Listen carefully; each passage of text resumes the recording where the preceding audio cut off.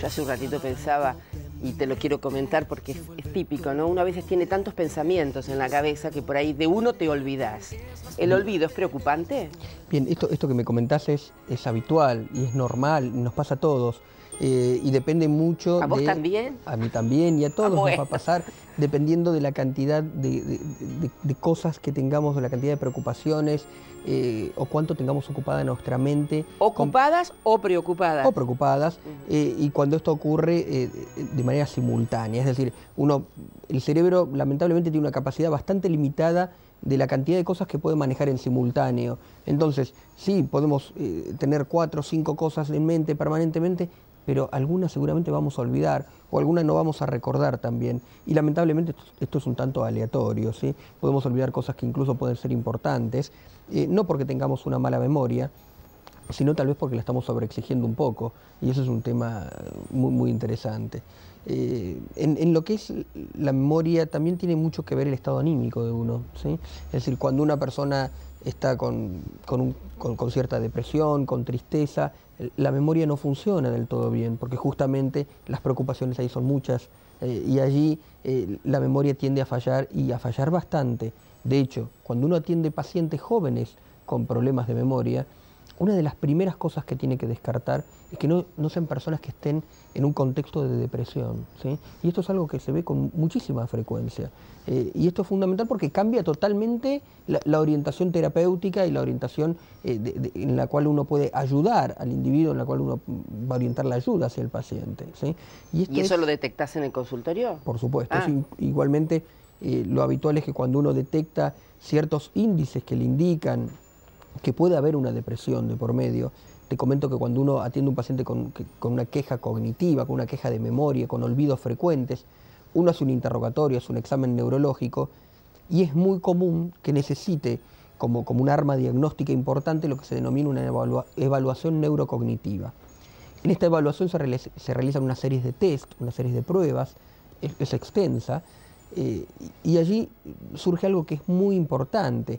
Surge la relación entre estos olvidos y una situación de enfermedad neurológica, o la relación de estos olvidos con, por ejemplo, un problema más de tipo anímico que puede estar sufriendo esa persona, ¿sí?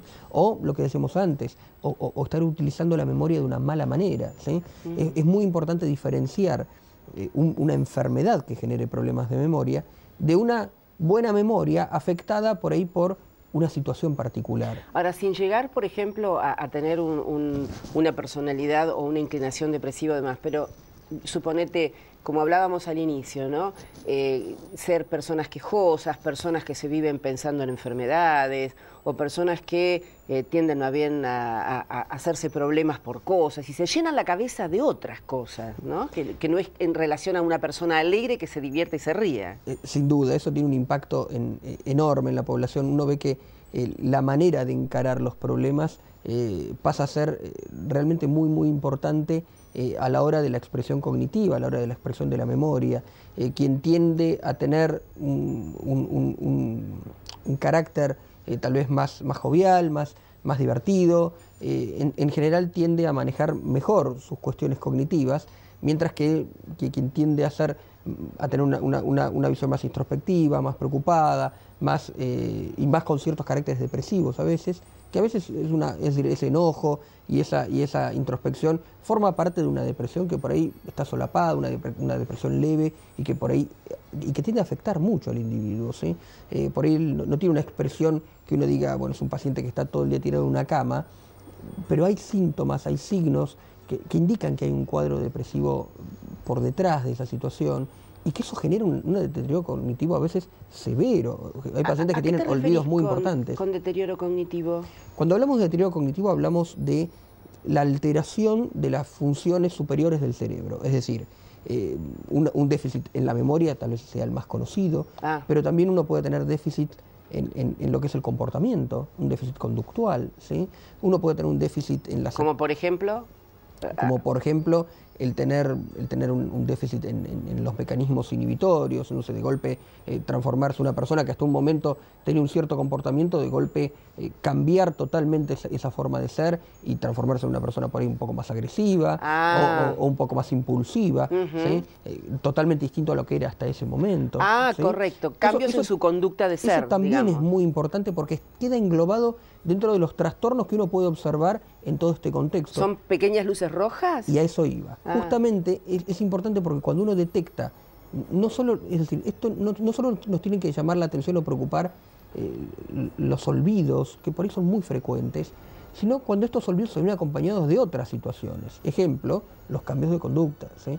Los cambios de conducta asociados a olvidos tienen que sí o sí motivar una consulta, ¿sí? ¿Y si no quiere ir a hacer la consulta? Porque a Eso veces es un tema complejo. ¿Sí? Claro, porque me acuerdo que el año pasado creo que hicimos un programa con la gente de Alma, que vos también te has acercado a dar charlas, ¿no? Sí, alguna charla. A veces sutilmente hay que decir, bueno, pero acompáñame, ¿no? Siempre hay que buscar la manera, lo ideal es, esto muchas veces, es muy común, te diría que esto ocurre a diario, que se acerca a la familia para que uno, bueno, pueda asesorarlo en ese sentido. Buscar alguna estrategia, porque nadie le va a poner la soga al cuello, por supuesto, pero el tema es mejorar la calidad de vida. Poder darle una mano con el problema que está afectando. Ahí está.